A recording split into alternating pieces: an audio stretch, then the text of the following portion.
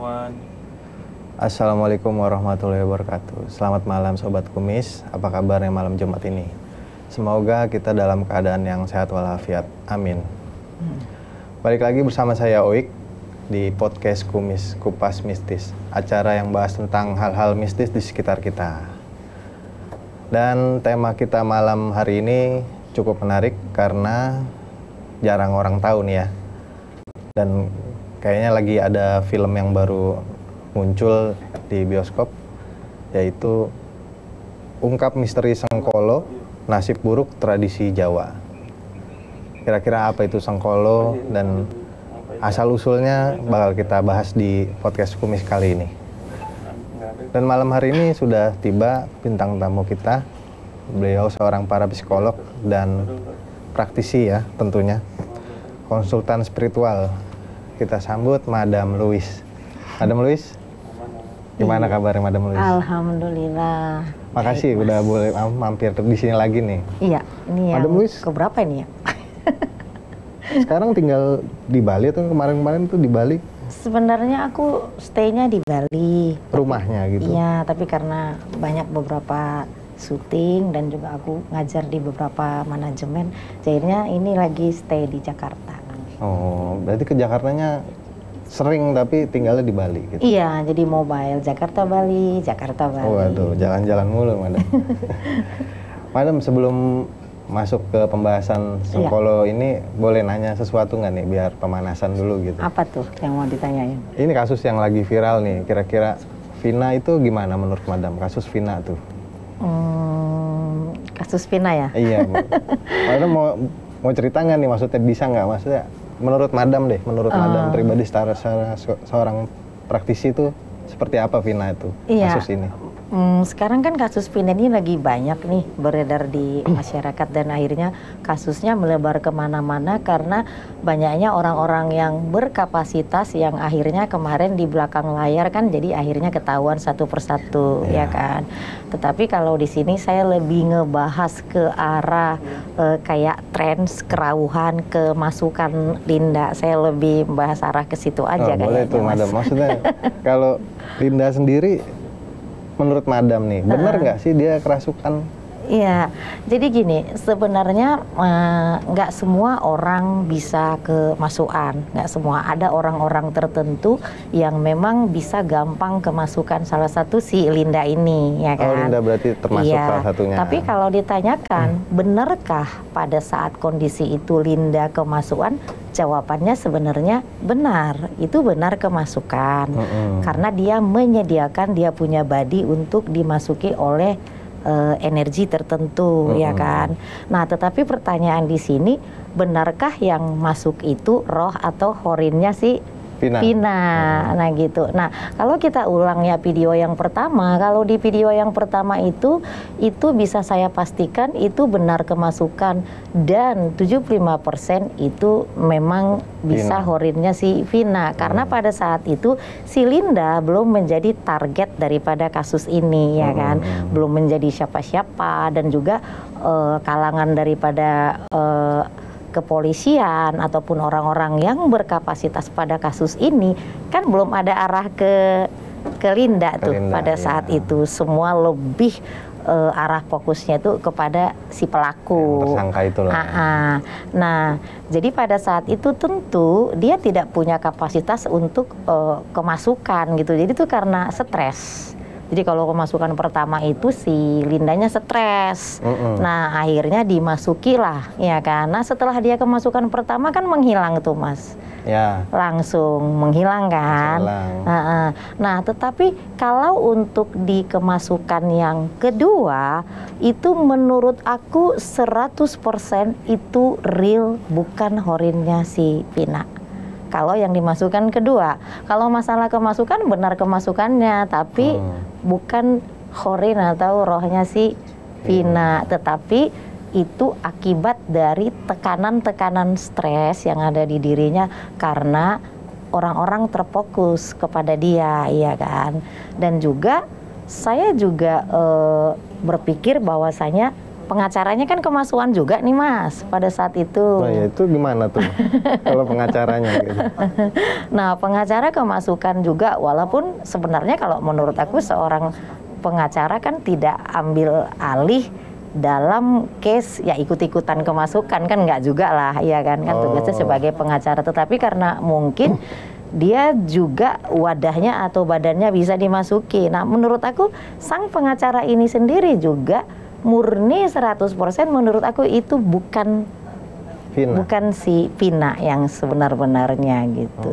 Jadi itu ya memang kalau mau akses bisa aja gitu, tetapi itu sebuah energi yang memang mengaku-ngaku pada saat itu kayak gitu. Nah untuk orang misalnya nih kayak aku nih, saya dulu 15 tahun lalu kalau mau terapi orang kemasukan dulu lah, kalau di Bali itu bilang kerauhan atau bahasa sainsnya trance ya kan.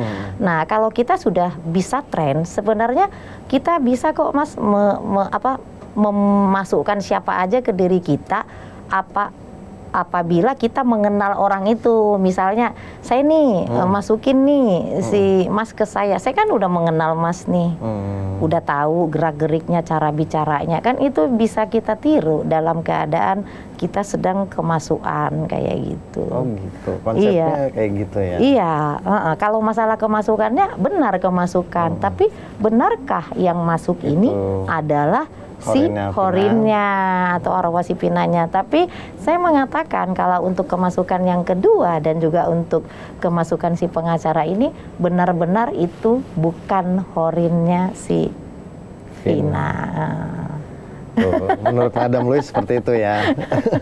Ya, tapi emang kontroversial juga sih kasusnya ya. Jadi semua ngambil andil gitu di sini. Iya, gitu. Dan ada beberapa dari infotainment yang minta saya untuk mengakses. Jadi ada beberapa infotainment yang minta saya untuk mengakses supaya horinnya si Vina dimasukin ke badan saya supaya ngomong gitu, tapi saya menolak kayak gitu.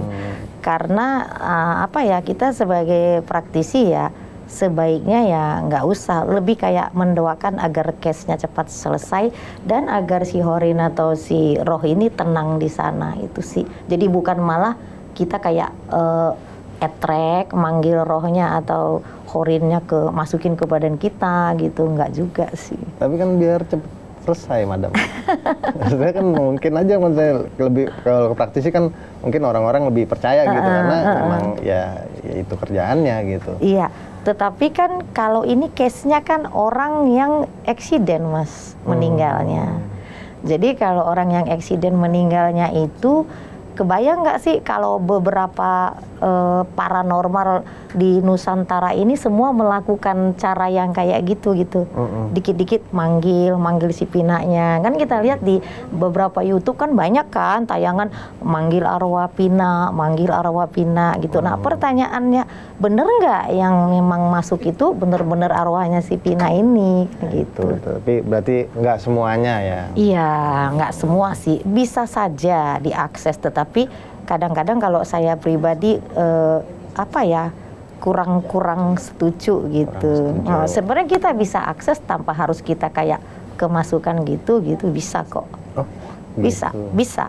Dalam kondisi meditatif ya, kalau mungkin orang untuk spiritual science yang mengerti tentang gelombang di kondisi meditatif, sebenarnya si horin atau si arwah ini bisa Mas kita akses. Tetapi harus ada praktisi yang handal untuk membimbing gitu. Ada caranya supaya kita bisa tahu gitu. Nah, ada caranya. Oke, Madam, maksudnya ya itu kan menurut Madam lah ya, biar sobat-sobat kumis punya pandangan baru lah, sudut pandang baru gitu maksudnya. Madam, lanjut nih langsung ke Sengkolo. Sengkolo nih. Sengkolo itu apa sih, Madam? Iya. Nah, sebenarnya di masyarakat kita Sengkolo ini sudah ada dari pemahaman Jawa ini ya paling dikenal nih Sengkolo. Asal usulnya berarti nih ya? Iya, sebenarnya dari zaman Kapitayan juga udah ada Mas. Pada zaman Kapitayan itu sudah ada, kayak misalnya raja-raja, ratu-ratu, putri-putri itu ada ruatan-ruatan Sengkolo khusus. pada masih zaman Kapitayan. Itu udah ada sebenarnya gitu. Berarti udah lama banget. Udah lama, cuma kan Sengkolo ini lebih kental di pemahaman budaya Jawa. Nah, Sengkolo ini sendiri di beberapa pemahaman ada perbedaan-bedaan, walaupun mengerucutnya sebenarnya sama sih. Beda nama doang. Iya, ada yang mengatakan Sengkolo ini adalah sebuah kesialan, sebuah keapesan gitu. Yang jelas Sengkolo adalah sebuah energi negatif yang ada di diri kita, itu bisa dibagi beberapa bagian gitu. Jadi ada bermacam-macam nanti Sengkolonya di situ. Tapi Sengkolo ini adalah sesuatu energi negatif yang bisa mengakibatkan hidup kita menjadi tidak baik, bisa dari kesehatan, kerezekian, pamor, bisa juga nanti untuk pekerjaan kayak gitu. Jadi itu energi negatif yang ada di tubuh kita seperti itu. Dan maksudnya nanti kita simpan buat nanti madam. Tapi kalau Sengkolo itu kalau dikaitkan dengan malam satu suro itu apa madam maksudnya? Oh iya, jadi kayak gini, sebenarnya kayak malam satu suro itu kan dari mana asalnya malam satu suro? Satu suro ini sebenarnya ada pada zaman Kerajaan Mataram. Kerajaan Mataram satu suro udah ada. Nah, tapi kan akhirnya kan terbagi sekarang. Jadi kayak misalnya kayak ruatan satu suro itu sudah terbagi karena kan dari Kerajaan Mataram ini kan raja sudah terbagi kan, Yogyakarta sama Surakarta kan. Tetapi tradisi itu masih turun temurun gitu. Jadi satu suro ini termasuk tanggal ini ya satu Jawa itu. Jadi diwajibkan untuk orang-orang melakukan wening, tapa brata, ruatan. Tapi kebanyakan kalau daerah-daerah pantai kan ngelarung dianya. Bisa dibilang gitu ya. Itu malam satu suro dengan Sengkolo itu berkaitan karena di malam satu suro itu bisa menangkal Sengkolo atau gimana? Iya, betul. Nah, malam satu suro ini kan sebenarnya kenapa kita disuruh harus banyak tirakat, banyak berdoa, banyak weningnya gitu. Karena memang ini di malam satu suro ini ada Batara Kolo ya, kalau orang Jawa bilang Batara Kolo kalau orang Jawa. Jadi di sini juga ada weton-weton tertentu yang tidak boleh keluar pada malam satu suro itu gitu. Maksudnya weton-weton tertentu nih orang-orang tertentu gitu? Iya, orang-orang tertentu yang mempunyai weton-weton tertentu itu malam satu suro itu ada yang nggak boleh keluar, atau orang yang lahir pada saat malam satu suro itu juga nggak boleh keluar pada malam satu suro gitu. Mau bahas sedikit nggak madam, kenapa gitu? Iya, karena pada malam satu suro ini energi-energi itu portal daripada dunia kita dan dunia sebelah ini sedang terbuka. Jadi otomatis banyak energi-energi goib lagi kenceng-kencengnya berseliweran.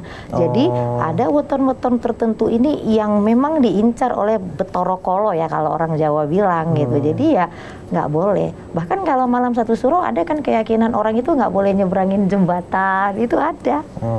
Ada. Gitu. Beda-beda ya maksudnya? Beda-beda. Jadi setiap daerah itu ada pemahaman tersendiri, dan ruatan Sengkolo pun atau satu suro ini tiap daerah beda-beda juga, Mas. Beda-beda juga. Beda-beda caranya. Iya, beda-beda cara. Intinya meruat itu kan melepaskan segala energi-energi negatif si Sengkolo tadi gitu. Berarti kalau boleh tahu nih, jenis-jenis Sengkolo itu ada banyak, madam? Banyak. Nah, coba saya lihat ya, kalau Mas Sengkolonya apa nih? Jangan, madam. Jangan ya. Ntar itu jangan unrecord maksudnya. Iya. Jadi jenis-jenis Sengkolo banyak, Mas. Nah, Sengkolo itu jenisnya banyak. Yang paling sering untuk di wanita nih. Di wanita ini paling sering itu Kebo Kemali. Apa tuh, madam? Kebo Kemali itu pernah nggak sih kalau ngelihat itu wanita itu cantik, ekonominya bagus, semuanya bagus, tapi kenapa sulit mendapatkan jodoh? Jodoh. Nah, itu banyak nih zaman-zaman sekarang nih, Kebo Kemali itu banyak banget itu, karena pasien aku banyak sekali yang sulit dapat jodoh. Itu salah satu. Jadi Kebo Kemali ini nih paras cantik. Atau buat cowok itu ganteng, kaya, ganteng, tapi kok sulit dapat ininya, dapat jodohnya. Itu tapi nggak ada kaitannya sama kebanyakan milih tuh madam kalau kayak gitu. Ya bisa jadi. Ya maksudnya tapi memang garisnya tuh ternyata kalau ya, diurut ada. dari Kalau diurut, kita urut itu sebenarnya itu ada sengkolo yang dia harus diruat seperti itu. Terus kalau untuk wanita yang paling parah sengkolonya itu ada filmnya itu Mas, Bahu Lawean. Oh, Bahu Lawean. Bahu Lawean itu seorang wanita cantik, mungkin dia kaya raya gitulah, nggak mungkin ini si wanita nggak dapat pasangan. Tetapi setiap ada pria yang bersetubuh dengan dia itu meninggal. Oh, separah itu? Iya, separah itu. Itu bagian dari kayak keilmuan sih, Mas. Jadi ada keilmuan leluhur yang menurun kepada dia. Secara nggak langsung. Secara nggak langsung. Dia nggak tahu gitu ya? Iya, nggak tahu. Nah, itu sebenarnya bisa jatuhnya jadi kayak ke karma sih, karma warisan leluhur yang turun kepada kita di zaman sekarang, jadi dinamakan sengkolo. Tetapi itu adalah keilmuan warisan leluhur, berarti kan bagian dari karma juga. Nah, terus ada juga sengkolonya itu tuh centring kuning. Centring kuning ini adalah kalau orang buka usaha, ini sepi melulu gitu. Tapi sebenarnya sepinya itu bukan karena si yang punya usahanya yang apes atau sial, bukan. Tapi lebih apa? Tapi tempat daripada usaha itu sendiri mungkin pernah itu tanah kuburan atau sesuatu tanah yang ada histori atau ada sejarahnya gitu. Atau katakanlah tanah ini dulu mempunyai, mungkin di sini pernah ada pembunuhan, atau tanah ini dulu pernah ditanami sesuatu kayak gitu. Makanya kalau orang Chinese itu kalau misalnya mau usaha kan tempat suka di feng shui dulu kan, dilihat dulu karena memang itu benar sekali kayak gitu. Nah, ada juga jenis sengkolo orang yang ngilmu itu gak karu-karuan gitu loh Mas, mabok ilmu kayak gitu.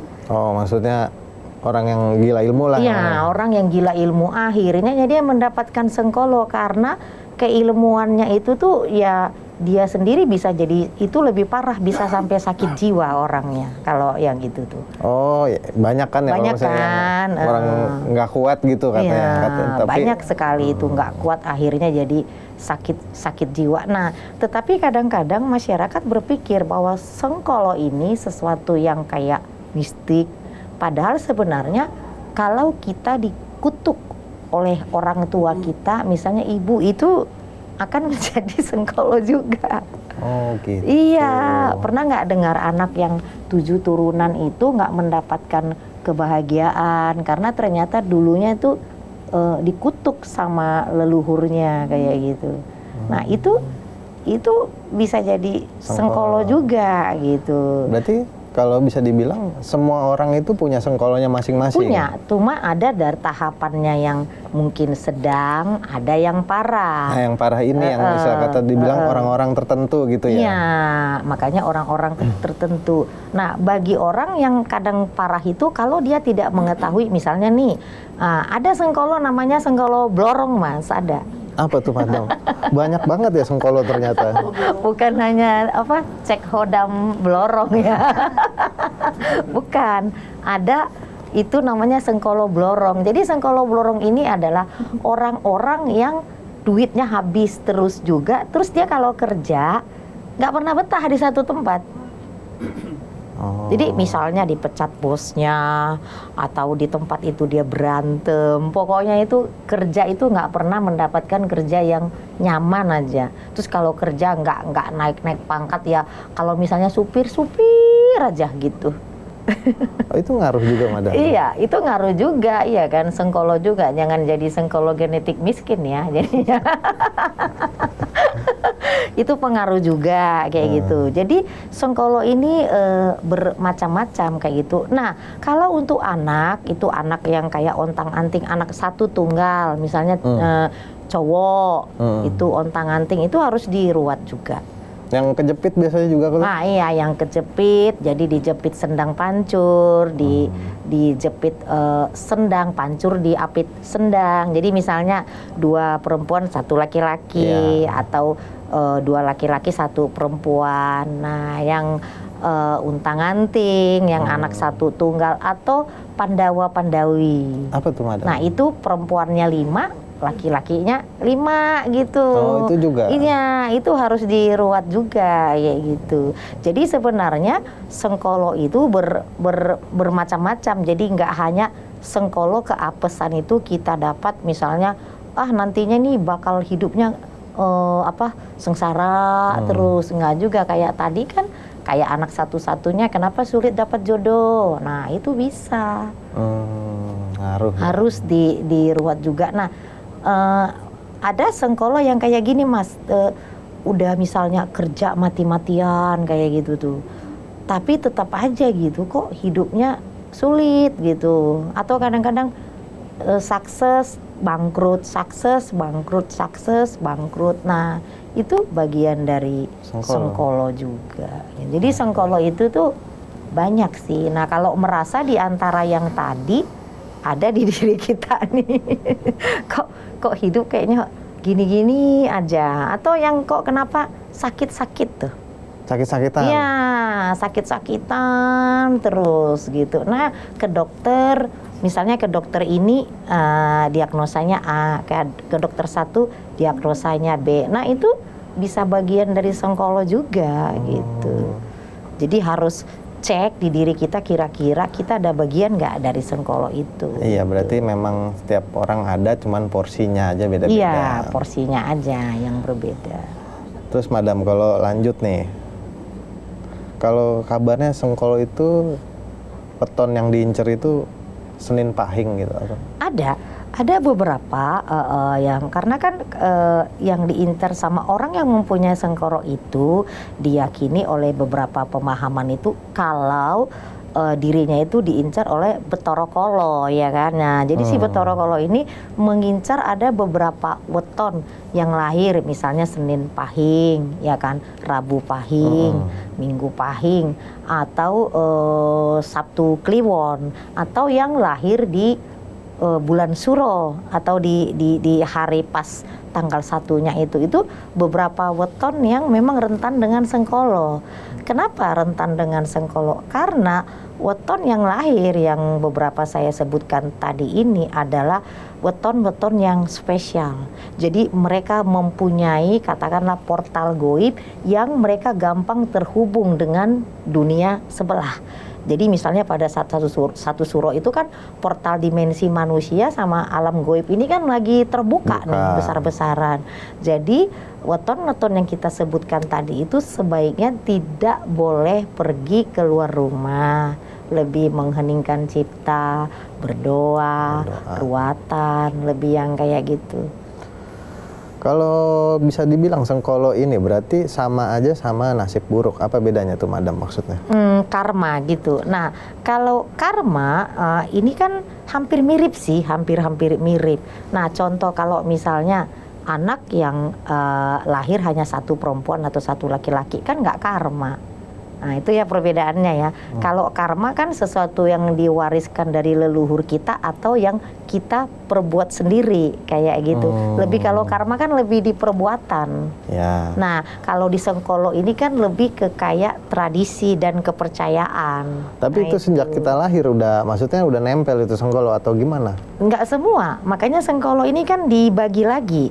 Sengkolo yang memang diwariskan, sengkolo yang karena perbuatan kita sendiri, atau sengkolo yang disebabkan kiriman orang lain. Nah jatuhnya, itu ada? Ya jatuhnya kayak disantet orang. Nah kalau misalnya nih disantet orang, nah ada pemahaman begini loh Mas, misalnya Mas disantet nih, nah disantet orang, nah ternyata di Mas itu lama nih energi negatif ini. Nah pada saat maaf Mas wafat, bisa jadi si hodam yang di dalam Mas ini itu bisa menurun ke anak. Karena dia mencari lagi tuannya, mencari lagi wadahnya gitu. misalnya seseorang mengirimkan energi negatif, maaf mas udah nggak ada. Nah si Sengkolo ini akan menurun kepada anak, karena si Khodam yang dikirim ini kan akan mencari kemana nih saya nih wadah saya gitu. Jadinya kayak gitu, makanya banyak Sengkolo-Sengkolo yang dialami masyarakat sekarang kan banyak dari warisan daripada leluhur, masalah keilmuan, sumpah serapah. Kan ada orang itu kena Sengkolo karena dititah, jadi disumpah serapah, dititahkan misalnya, oh saya sumpahkan kamu bakal hidup kamu ini 7 turunan. Nah itu udah jadi bagian dari Sengkolo itu. Oh gitu. Iya itu.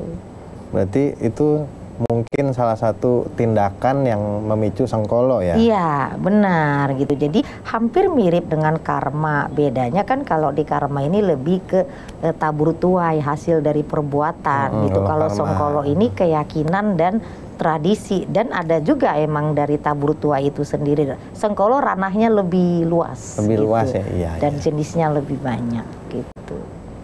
Kalau lingkungan sekitar itu mempengaruhi? Dia bisa nggak maksudnya menyebabkan terjadinya Sengkolo itu sendiri gitu, maksudnya lingkungan sekitar. Misalnya mungkin kan kita bergaul di teman-teman yang nggak benar gitu. Itu kan negatifnya banyak tuh, Madam.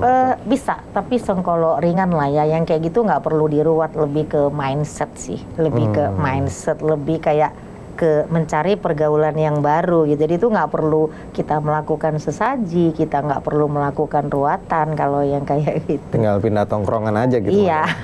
Saya tinggal pindah lingkungan gitu, maksudnya kita pindah lingkungan juga.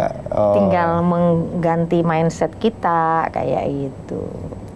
Tapi ada nggak sih, Madam, kalau bisa dibilang tanda-tanda Sengkolo ini sendiri gitu maksudnya? Misalnya ada yang datang ke Madam untuk, Madam saya kenapa nih gitu. Itu kan berarti Madam udah tahu nih, oh tanda-tandanya nih, indikasinya nih Sengkolo nih kayaknya. Jadi untuk secara umum aja, secara Madam, umum ya, untuk Sengkolo ringan sebenarnya kan kalau pasien-pasien datang ruatan ke saya Sengkolo itu biasanya kan case-nya itu biasanya tentang finansial ya kan, materi atau nggak dapat jodoh atau penyakit. Nah ini 3 hal ini ya.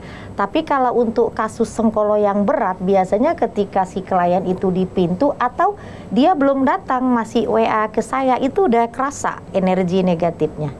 Si Betoro Kolonya itu tuh kita udah kerasa tuh gitu. Jadi ketika dia mengatakan, Madam saya mau konsultasi nih gitu. Jadi itu kalau saya pribadi itu ketika belum ketemu masih teleponan dia mau ngeruat Sengkolo itu saya udah tahu. Nah kalau saya ciri-ciri kalau ngelihat orang kena Sengkolo itu mungkin setiap praktisi berbeda ya. Pertama kali ketemu untuk Sengkolo yang berat biasanya yang datang itu si Khodamnya dulu tuh. Oh gitu. Iya, atau terkadang Khodamnya nggak masuk di pintu aja. Karena kan kadang kan kita kan klinik kan punya proteksi sendiri kayak gitu. Nah, kalau untuk orang-orang tertentu misalnya nih, kalau misalnya Sengkolo berat diperhatikan dari misal nih, kita sering-sering sakit pertama. Terus kedua, pernah nggak ngerasa kita sering lemes. Jadi sering lemes padahal tidur cukup, makanan cukup, nggak ada yang dipikirin. Tapi itu kok tubuh itu sering lemes. Sering lemes, terus suka mimpi-mimpi sesuatu kayak misal ditidurin gundurwo lah, atau sering mimpi-mimpi aneh lah kayak gitu. Nah atau terkadang-kadang kalau Sengkolo ini kan ada energi negatif di luar alam bawah sadar kita, kadang-kadang kita bisa kok kalau yang peka itu kayak ada sesuatu yang rasa di dalam diri ini kayak yang orang Jawa bilang apa sih Mas? Gondolin ya?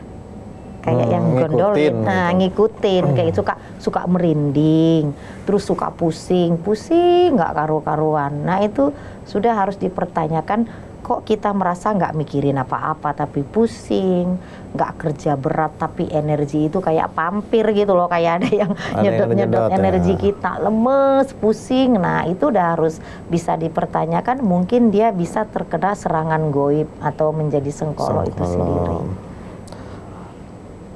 Kalau lanjut nih Madam, berarti selain orangnya cerita gitu, masalahnya dia, kalau Madam sendiri, cara identifikasinya tuh seperti apa maksudnya? Lebih kayak, kalau tadi kan kayak Khodamnya datang gitu, tapi kalau orang ini udah datang nih, maksudnya mungkin nggak tahu Sengkolonya seperti apa. Nah Madam itu cara deteksinya. Deteksinya tuh untuk biasanya kita bisa ngelihat kok dari mata. Kalau praktisi itu kalau orang kena sengkolo itu bisa ngelihat dari pandangan mata itu agak beda. Terus dari hawa tubuh itu agak beda.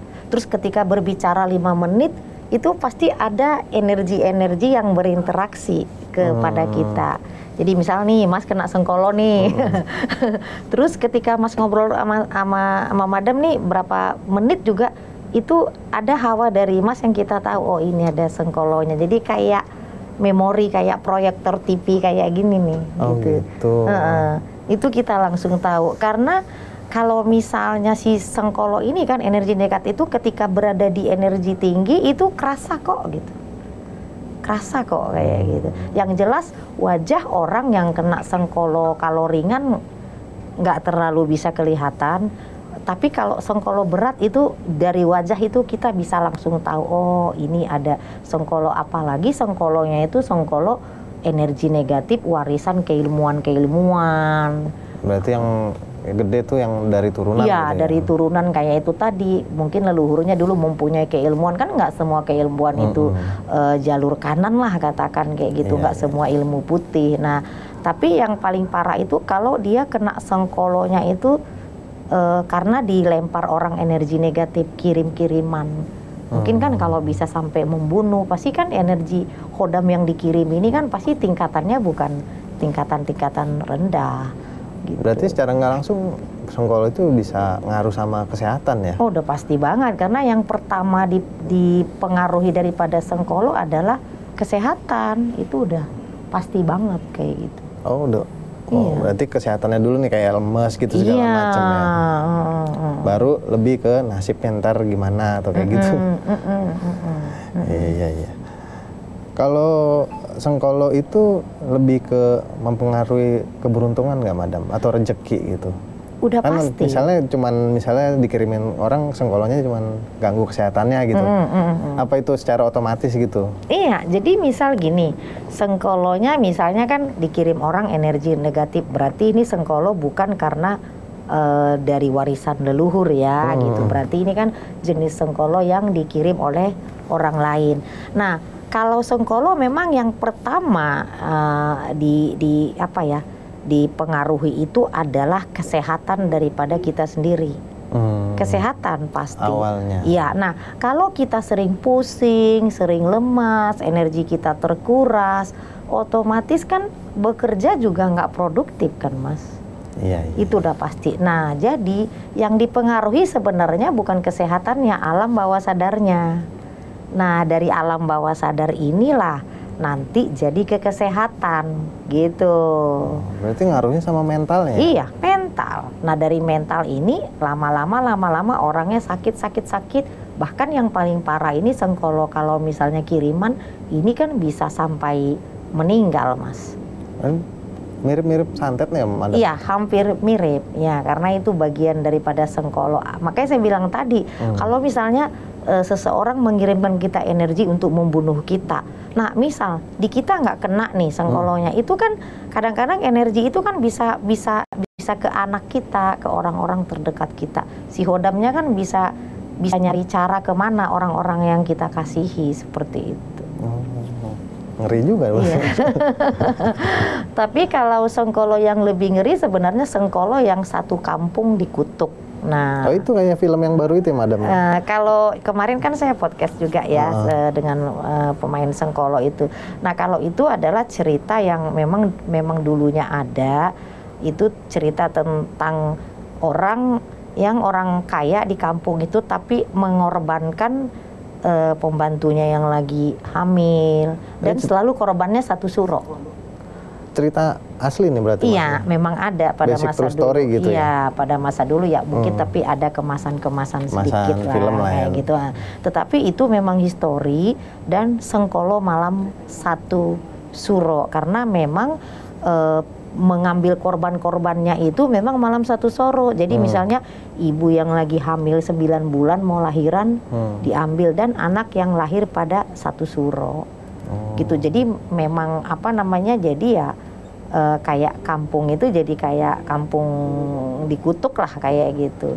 Dan zaman-zaman dulu kan banyak sih sengkolo-sengkolo satu kampung itu kan banyak gitu. Oh banyak Madam. Banyak. Sebenarnya orang yang melakukan zina aja kan bisa dapat apes 40 rumah. Iya.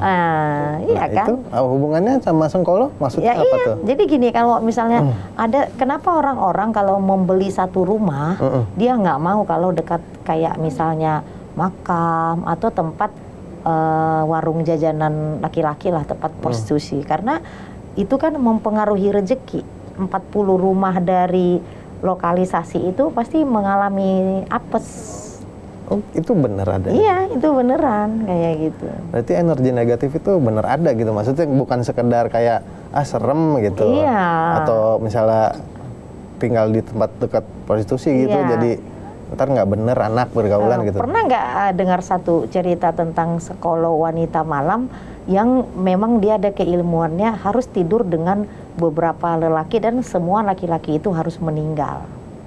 Itu ada kayak gitu. Ada ilmu begitu? Ada, jadi tapi dia dapatkan itu memang sudah dari neneknya, itu ilmunya turun-temurun kayak gitu. Jadi itu sengkolonya udah memang turun-temurun, jadi dia harus melakukan kayak gitu. Atau ada juga kan yang sengkolo mengorbankan anaknya turun-temurun satu orang, itu ada. Nah, makanya saya bilang kalau untuk kasus sengkolo paling itu gede itu banyak sengkolo tentang keilmuan sih Mas. Lebih ke situ ya? Ya, cuma banyak kadang orang ngilmu itu kan nggak tahu bakal nanti ada apesnya, ada sialnya, ada sengkolonya, kan nggak mikir sampai ke situ gitu. Berarti memang kalau bisa dibilang nih Madam, setiap ilmu itu pasti ada sengkolonya? Atau gimana Nggak Madam? semua sih ya. Maksudnya kalau misalnya keilmuan seperti ini ya? Ya, kalau keilmuan yang katakanlah model-model kayak voodoo atau yang mengorbankan sesuatu kayak binatang, itu kan sebenarnya ada sengkolonya sebenarnya. Ada sebenarnya itu. Tapi kalau cara Madam sendiri nih untuk maksudnya biar Ngeruat. Ya, metode yang Madam pakai itu untuk misalnya ada pasien datang sengkolonya udah jelas nih, ini gimana metodenya? Oh iya, jadi biasanya kalau ada klien ke saya kita udah yakin nih kliennya emang udah sengkolo. Biasanya itu kita cari dulu hari-hari tertentu yang memang tepat untuk melakukan ritual. Saya melakukan ritualnya biasanya pembersihan sih Mas. Jadi pembersihan secara diruat iya, di healing iya, di hipnoterapi juga iya. Jadi saya melakukan ritual itu memakai yang modern dan juga memakai daripada cara-cara tradisi Nusantara kita. Jadi tetap memakai sesaji, tetap memakai tumpeng, tetap dimandikan, dan memandikan itu biasanya saya suka bawa ke mata air yang memang air di situ diyakini memang bisa untuk membersihkan sengkolo dan juga untuk ngeberesin aura si pasien itu sendiri. Gitu. Ini kalau di hubungannya sama tradisi di kita ya, di Indonesia ataupun yang paling banyak ini, sengkolo ini berarti salah satunya orang kalau ngadain selamatan rumah atau apa, itu buat nangkal sengkolo ya? Iya, biasanya nangkal. Atau misalnya lagi bangun rumah kan suka ada di gantung pisang itu buat di kuda-kudanya itu untuk menangkal sengkolo itu. Oh iya. Iya, jadi misal kayak wanita hamil harus pakai gunting, itu kan buat nangkal-nangkal energi negatif itu. Iya kan? Yang nggak kelihatan kasat mata ya. Yang tak kasat mata. Jadi sengkolo ini sebenarnya ranahnya lebih luas gitu. Makanya ada terbagi-baginya gitu. Jadi nggak hanya kayak misal, oh kalau saya sering sial, saya harus diruat sengkolo. Enggak juga gitu. Kayak tadi kalau anaknya cuma satu perempuan, anaknya cuma tunggal laki-laki, itu perlu diruat sengkolo juga. Supaya apa? Supaya nantinya energi-energi negatif itu tidak gampang masuk kepada si anak ini gitu. Tidak diincar-incar sama betoro kolong gitu. Tapi Madam, kalau Madam kan suka bilang maksudnya ini tuh bisa dijelasin dengan sains ya? Iya, bisa. Kalau Sengkolo ini menurut sains itu gimana? Saya mau tahu aja gitu, Madam. Nah, kalau Sengkolo sebenarnya menurut sains ini adalah jadi gini, DNA kita itu membawa materi. Jadi semua DNA manusia itu membawa materi tentang pemikiran, tentang belief system, tentang budaya, tentang tradisi.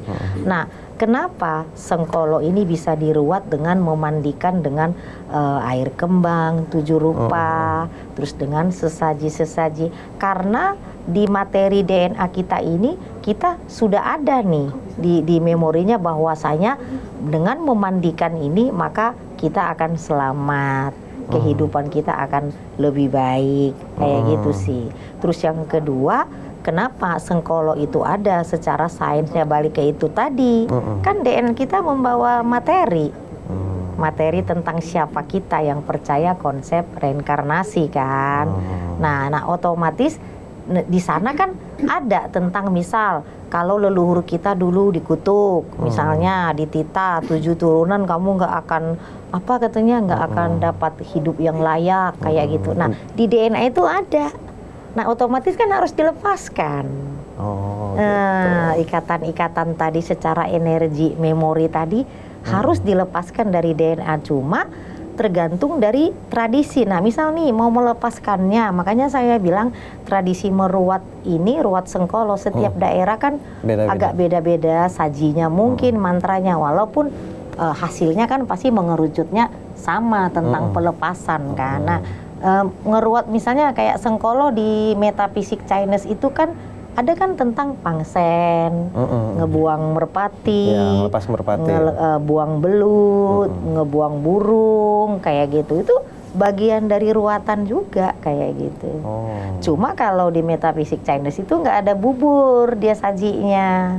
Kalau di kita Nusantara itu pasti ada bubur merah, bubur putihnya. Mau ganti nama tuh, Madam. Ya, ganti nama. Kenapa di setiap ruatan Sengkolo itu harus ada bubur Sengkolo, ada bubur merah putih? Karena bubur merah putih ini sebagai lambang Ibu Pertiwi dan juga sebagai lambang darah merah dan darah putih kita juga. Kan itu bagian daripada simbolik Ibu Pertiwi. Nah, kenapa harus ada sajen-sajennya? Ada pertanyaan dulu, Madam, kenapa ngeruat Sengkolo harus pakai sajen gini? Ini sajinya ini buat makan jin ya gitu. Nah iya, gimana tuh Mas? Iya kan?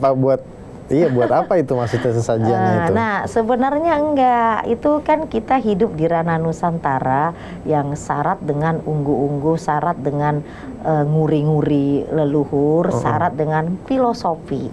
Jadi itu ada filosofinya. Jadi bukannya saji itu nanti ada dupa, ada bubur, terus ada apa tuh? Ada kayak di situ kan suka ada kayak kembang telonnya, kelapanya, gitulah semua. Ada nggak ada duitnya, Madam? Iya, maksudnya kalau sesajen ada duit gitu. Itu kalau mau untuk kalau di Bali kalau mau berdoa di canangnya dikasih duit kayak gitu.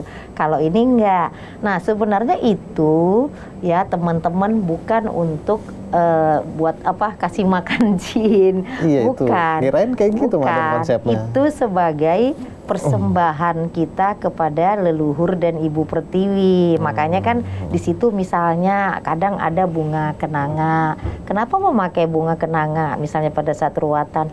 Karena kita akan melepaskan kenangan-kenangan buruk yang akan berlalu kayak gitu.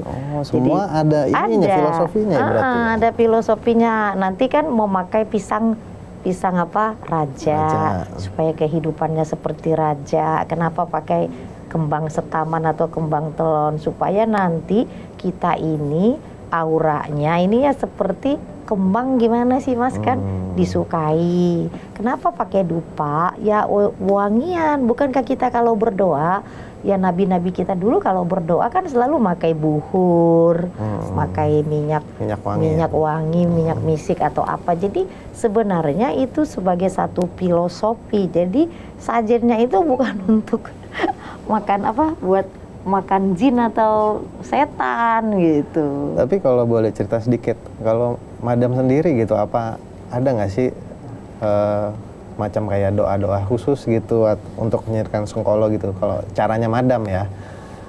Sebenarnya ada doa-doa khusus, mantra-mantra khusus itu ada, tapi ya nggak disebutkan di sini Iya, lah ya. maksudnya berarti pakai ada, itu ya? Pakai, karena tiap daerah punya pakem sendiri. Mantra-mantra. Tetapi kalau misalnya nggak mesti pakai mantra, bahasa Indonesia juga boleh, tergantung dari pasien itu, dia lebih keyakinannya ke arah mana. Kan ada yang diruat juga kan yang kayak beragamanya Kristen, kan nggak mau pakai mantra, dia maunya doanya dia sendiri, itu boleh. Jadi kalau ruatan Sengkolo itu memang ada sesaji. Kalau misalnya kita nggak bawa ke mata air, yang memang mata air ini diyakini adalah satu tempat yang memang bisa untuk membersihkan energi negatif, ada salah satu cara, Mas. Jadi kita bisa ngambil air-air yang udah ditaruh di dalam tempayan, itu kita simpan, kita doakan yang sudah diletakkan di beberapa bulan purnama. Jadi kita misalnya nih nggak punya waktu tuh, pergi ke tempat-tempat yang sakral, yang memang mata air di sana bisa untuk membersihkan Sengkolo. Nah, itu air yang kita bawa, yang kan misalnya kita pergi nih ke tempat-tempat suci sakral, kita bawa, kita taruh di tempayan, Mas. Nah, setiap purnama kita taruh. Nah, airnya ini nanti kita taruh bunga. Nah, itu bisa buat untuk membersihkan energi negatif. Karena itu molekul airnya itu tuh kalau udah berapa kali purnama itu bisa hampir sama dengan ini. Dengan kalau kita datang ke tempat-tempat sakral kayak gitu. Jadi ada cara caranya. Dan ada mantra-mantra tertentu. Nah, apakah tanpa sesaji bisa? Misalnya nih ruatan Sengkolo. Iya. Misalnya tanpa sesaji gitu. Bisa aja sih, Mas. Cuma tanpa sesaji itu karena kita hidup di Nusantara. Di DNA kita ini juga ada daripada energi-energi leluhur kita, ada nguri-nguri leluhur. Nah, kita tidak lepas daripada filosofi dan sesaji itu sendiri kayak gitu. Nah, kalau tanpa sesaji bisa, tetapi energi itu kurang afdol lah. Kan kita juga kalau misalnya gitu berdoa kan mengundang leluhur juga yang hadir untuk membantu mendoakan agar si orang yang kita ruat ini mendapat kehidupan yang nantinya lebih baik. Lebih baik gitu. Ya. Satu lagi nih Madam, terakhir ya. Maksudnya ini kan kalau tadi Madam membantu ya untuk istilah kata ruatan atau segala macam. Kalau buat orang sendiri gitu, misalnya dia buat individu sendiri gitu, ada nggak sih caranya untuk menangkal itu gitu? Maksudnya cara yang standar lah. Oh, jadi ruatan mandiri namanya. Iya, gitu. Ada nggak sih Madam? Jadi gini, kalau ngeruat mandiri itu sebenarnya ya, satu, yakinkan di diri kita bahwasanya ada kekuatan Allah Subhanahu wa Ta'ala yang lebih kuat daripada energi negatif itu. Selain mendekatkan diri kepada Tuhan yang menciptakan kita, ya. Jadi harus ada niat di diri kita bahwasanya energi daripada Allah itu lebih kuat daripada energi negatif yang datang ke kita. Kan misal kita ngerasa nih, aku kayaknya kena Sengkolo nih, gitu. Tapi nggak boleh dirasa-rasa juga, aku kena Sengkolo. Berarti kita memang mengizinkan gitu, memang kita menarik gitu. Jadi kalau pengen supaya si Sengkolo ini tidak makin energinya makin besar di darah kita, ya kita yakinkan. Nah, setiap ambil air wudhu, ya kita itu selalu menyebutkan asma Allah dan niatin bahwasanya semua energi-energi dalam tubuh yang negatif ini bakal pergi gitu. Nah, itu jadi setiap ngambil air wudhu itu sebenarnya satu tradisi pembersihan. Cuma kan kadang orang ketika ambil air wudhu itu terlewatkan, hanya sebuah kayak simbolik ya, ngambil aja. Coba kalau aja gitu ya, kalau benar-benar ambil air wudhunya itu benar-benar kita melantunkan sesuatu keinginan-keinginan kita dengan khusyuk. Nah, itu beda lagi, Mas, dan nanti auranya lebih kinclong. Kalau ketika kita ambil air wudhu itu mengucapkan mantra. Doa gitu lah ya kalau misalnya untuk ini. Ya, mantra sama doa sebenarnya sama. Cuman beda sebutan. Iya, beda sebutan.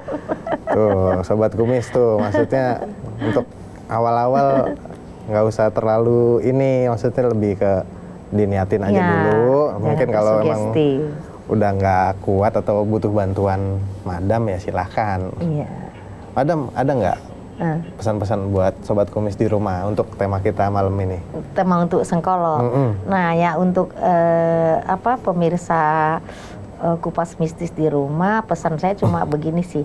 Sengkolo ini biasanya kan sering turun temurun kita dapatkan. Nah supaya nanti di anak cucu kita nggak mendapatkan sengkolo dari kita. Jadi sebaiknya di present moment sekarang, di kehidupan kita sekarang ya lebih banyak berbaik-baik kepada diri sendiri, berbaik-baik kepada lingkungan sekitar, atau berprasangka baiklah kepada diri sendiri, berprasangka baiklah kepada Tuhan, dan berprasangka baiklah kepada orang-orang di sekitar kita, gitu aja sih. Oh iya, mantap ya, pesan-pesannya Madam Louise tuh benar-benar mantap lah buat sobat-sobat kumis di rumah. Baik, demikianlah obrolan kita malam ini dengan Madam Louise. Dengan pembahasan Sengkolo ini cukup banyak pelajaran yang kita bisa ambil di kesempatan kali ini. Terus saksikan Kupas Mistis di Transvision Official, karena selalu ada kisah-kisah mistis di setiap episodenya. Saya Oi kundur diri. Assalamualaikum warahmatullahi wabarakatuh. Salam mistis. Halo, nama saya Sinta Baby. Panggilan saya biasanya Baby. Nah, saya akan menceritakan pengalaman saya bertemu dengan Bunda. Waktu itu saya beberapa kali membuka usaha. Ternyata gagal terus kan, dari butik, salon, dan beberapa kali juga usaha yang lainnya. Dan termasuk juga percintaan aku selalu gagal terus, putus di tengah jalan gitu, ada yang meninggal juga gitu. Terus temen aku ada beberapa menyarankan ke tempat Bunda gitu, dan diperkenalkan kepada Bunda. Sampai sana ternyata kata Bunda, aku ada sengkolo. Sengkolo itu aku juga nggak ngerti pertamanya apa. Ternyata Bunda jelaskan, aku tuh ada bawaan turunan juga. Sengkolo itu kesialan gitu loh. Terus ada juga yang ngerjain aku di badan aku gitu. Terus Bunda menyarankan aku diobatin sama dia, terus dibuka aura juga, dibuang sengkolonya, dan dimandikan gitu. Alhamdulillah sih sekarang lancar aja, job beberapa syuting juga lancar, job usaha juga lancar, aura juga lebih terbuka gitu.